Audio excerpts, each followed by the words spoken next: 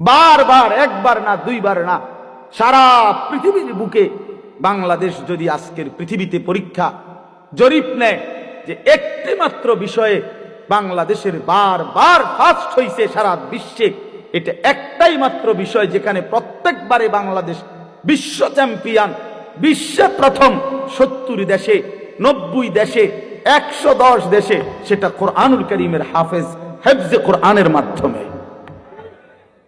আমার দেশের হাফেজে কোরআন যাদের মাতৃভাষা আরবি, আহলে লিসান আরব, সেই আরবের অসংখ্য দেশকে পিছে ফেলে বারবার অনারবি, আরবি যার মাতৃভাষা না, এমন সন্তান বাংলাদেশের বারবার কোরআনুল কারীমের হিফজ প্রতিযোগিতায় ফার্স্ট হচ্ছে। সেদিন আল্লামা খালেদ সাইফুল্লাহ আইয়ুবী সাহেব বলতেছিলেন, আমার দেশের তাকরিম, যেই ছেলে বারবার সারা বিশ্বে স্বর্ণ পদক পাইছে, হাফেজ সালেহ আহমদ তাকরিম, উনি বলছেন যে আমার স্বপ্ন যদি কোনোদিন কাবা শরীফের মধ্যে আল্লাহর ঘরে কোনোদিন অনারবি কোনো ইমাম রাখে, তো হতে পারে একদিন তাকরিম আগামী দিনে কাবার ইমাম হবে।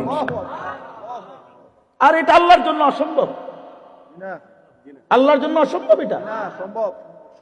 ওমা যালিকা আলাল্লাহি বিআজিজ, আল্লাহর জন্য অসম্ভব না বন্ধু। ইনশাআল্লাহ দেখো